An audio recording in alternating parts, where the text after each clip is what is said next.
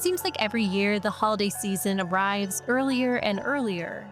If you find it unsettling that Santa Claus came to town before Halloween this year, you aren't alone. Well, it might seem a bit early to be talking about this, but major retailers across the country are already rolling out their holiday deals this week. It's called the Christmas Creep. You also say beware of Christmas creep. It sounds really creepy, but it's not as creepy as what you think it is. It's known as the Christmas creep. Retailers starting the holiday season earlier and earlier. But more than a century ago, the so-called Christmas creep would have actually been seen as a good thing, not only by companies and stores, but by workers' rights groups. This is the story of the Shop Early campaign.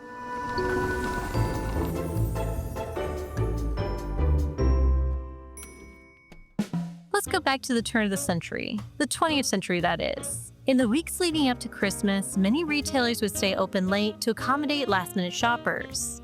The result was that the people who worked for the stores, salespeople, package wrappers, and delivery boys, often young women and children, would start early in the morning and work late into the evening, all while crowds of shoppers frantically rushed to find the perfect gift and have it delivered from the store to their homes. And retailers were contributing to this problem not only by keeping their shops open till 10 or 11 at night, but also lowering prices at the, quote, 11th hour, encouraging budget-conscious consumers to do their Christmas shopping at the last possible moment. As one newspaper reported, trade centers became human whirlpools of packages, anxious buyers, weary salespeople.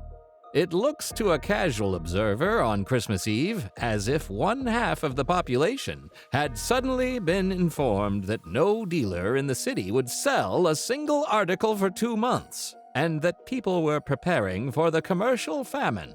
Up to the hour when the Christmas bells announce the arrival of the first Yuletide messenger of time, the streets are full of buyers. From the little ragged urchin who wants to buy his infant sister a stick of candy to mark the event, to the wealthy husband who buys his wife a costly pearl necklace.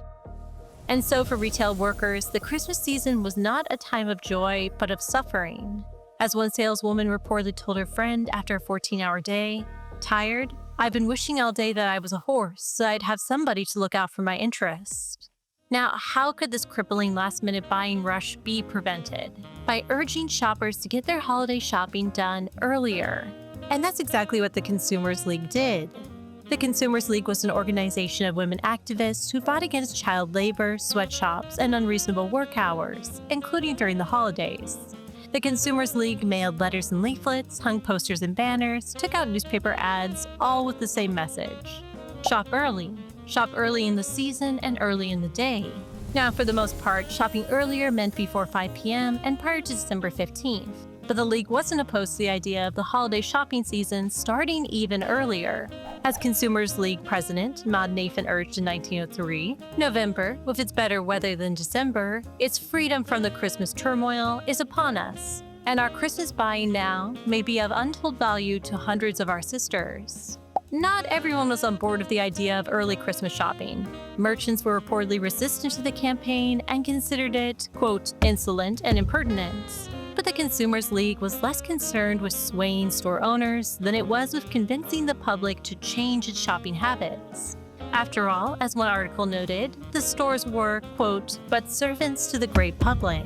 If the League could get the public to demand they be able to shop for Christmas presents earlier, the stores would have no choice but to comply. And how could the Consumers League get the public to change? Well, by shaming them.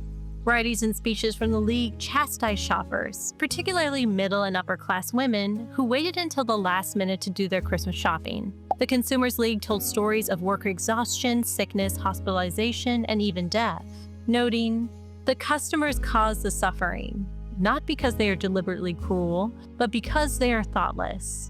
And it lies within your power to dispel the shadow of Christmas which falls on these toilers. It is the wish of the public, not the wish of the individual employer, which compels this tragedy of holiday overwork."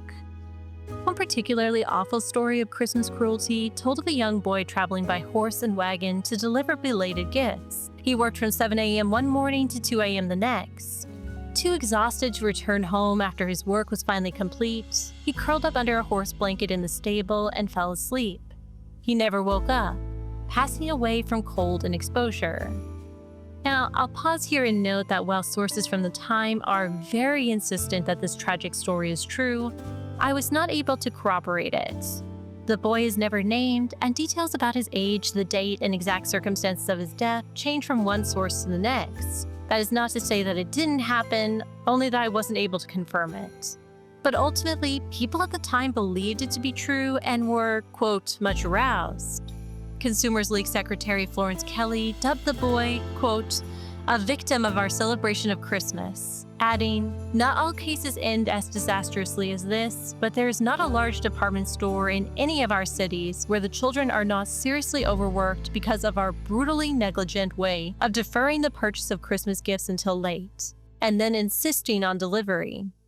In addition to their compassion, the League also attempted to appeal to consumer self-interest. If you wait until the last minute to buy gifts, you aren't only hurting the store workers, but your own efforts to find the ideal present. You'd have to compete with other shoppers to frantically search multiple stores, checking available stocks of picked-through goods. For savvy shoppers looking for a bargain, it was indeed true that the items were discounted right before Christmas, but those items might have been ones that were damaged or unwanted. As a merchant noted, as a matter of bargains, getting the best value for least money, women can do better shopping in September than in December. It didn't take long for the early shopping movement to catch on. The Consumers League reported in 1910 that evening shopping before Christmas was gradually decreasing.